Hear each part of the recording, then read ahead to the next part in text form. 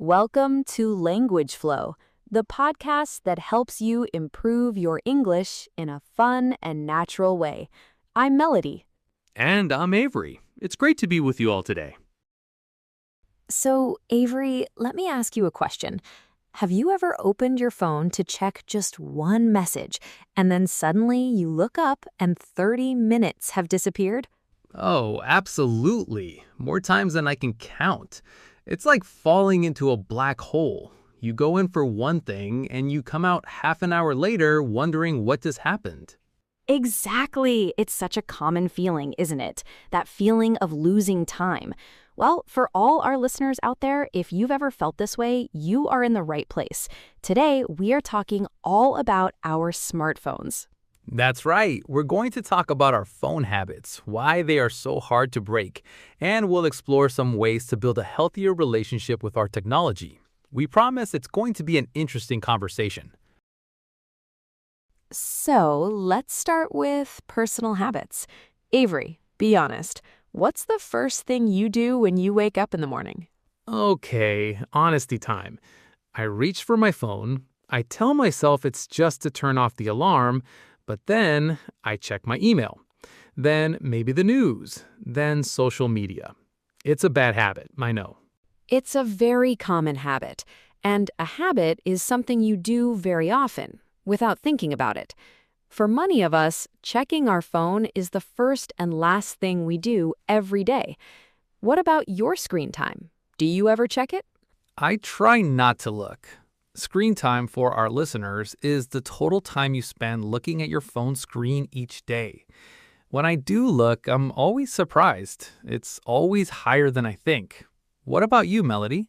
Mine is high too, especially because I use it for work. But the biggest problem for me is when I'm trying to relax. I'll sit down to read a book and my phone is next to me, and it's just a constant distraction. Right. A distraction is anything that takes your attention away from what you are supposed to be doing. And phones are the ultimate distraction machine. Which brings us to social media and notifications. I think this is the core of the problem, that constant buzz or ping. Every single notification is designed to pull you back into the app. Yes, those little alerts. Those are notifications, and they are so powerful. Someone liked my photo. Someone commented on my post. Your brain gets a tiny reward and you want more. It's true. These apps are designed to be addictive. And when we say addicted, we mean you feel like you can't stop doing something even if you want to. You feel a strong need to check your phone again and again. Exactly. And then there's the endless scroll, when you just keep moving your thumb up the screen and there's always new content, you can just scroll forever. It's designed to keep your attention for as long as possible. And our attention is very valuable. To focus on something means to give all your attention to it. But it's so hard to focus when our phones are constantly trying to steal our attention. And it's not just about attention, it's about how it makes us feel. I'm talking about FOMO, the fear of missing out.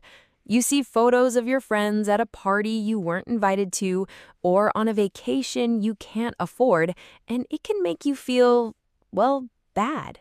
I actually turned off most of my notifications for this reason.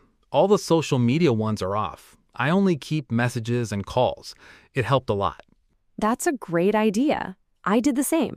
It gives you back some control. You decide when you want to check the app app doesn't decide for you. Let's talk about another big one, using your phone right before you go to sleep. I am so guilty of this. Me too.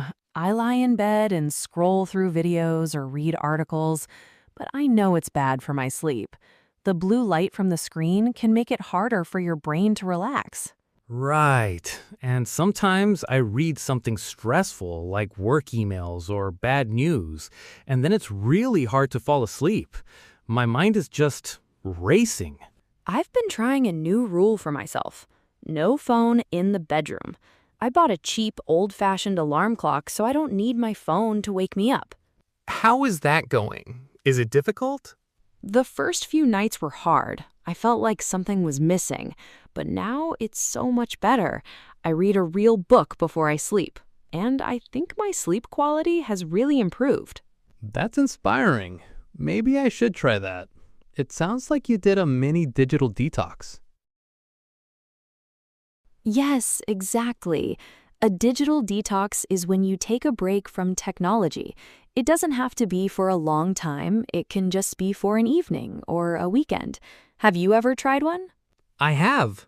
A few months ago, I went camping with some friends, and there was no signal, no internet for 3 whole days. Wow, how was that? The first few hours were strange. I kept reaching for my phone in my pocket, even though I knew it was useless. It showed me how much of a habit it was. But after that, it was amazing. What was so good about it? We actually talked to each other. We paid attention to the nature around us. I felt more present, more calm. My mind felt clearer. It made me realize how much noise the internet adds to my life. That sounds wonderful.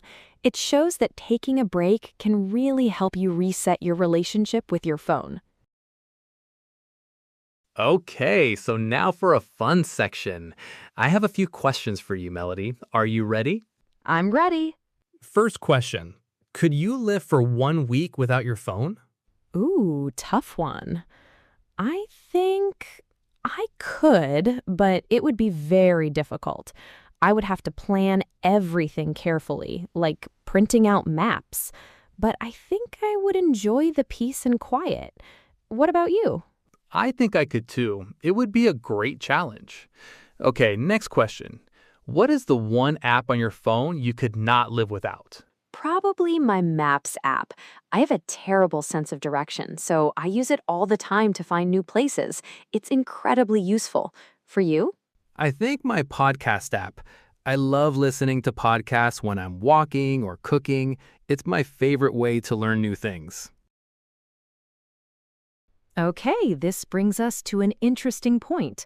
We've talked a lot about the negative sides of smartphones, but they also improve our lives in many ways. So let's have a mini debate. Okay, I'll start. I'll take the side that phones improve our lives. I mean, we have instant access to information. If I have a question, any question, I can find the answer in seconds. I can learn a new language, watch tutorials, read books. It's the biggest library in the world, right in my pocket.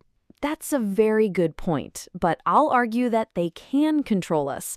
The fact that we have this library in our pocket means we never get a break. We're always connected to work, to social pressure, to the news. It can be very stressful and bad for our mental health. It takes away our ability to just be bored and let our minds wander. I see what you mean, but think about connection. I can talk to my family on the other side of the world for free and see their faces. I can stay in touch with friends who live far away. It helps us maintain relationships. It connects people. It connects people who are far away, yes, but I think it can disconnect us from the people who are right in front of us. How many times have you seen a family at a restaurant and everyone is on their phone, not talking to each other? We forget how to have real, face-to-face conversations. Our attention is always divided. That's true. I have definitely seen that. It seems the answer is somewhere in the middle. The phone is a powerful tool. It can be used for good things like learning and connection, or it can become a source of distraction and stress. I agree. It's all about how we use it. It's about being conscious and intentional with our phone use, not just letting it control our time and attention. This makes me think, do you remember what life was like before smartphones? I do. It feels like a different world. If you were meeting a friend, you had to make a clear plan. Let's meet at the cinema at 7 o'clock.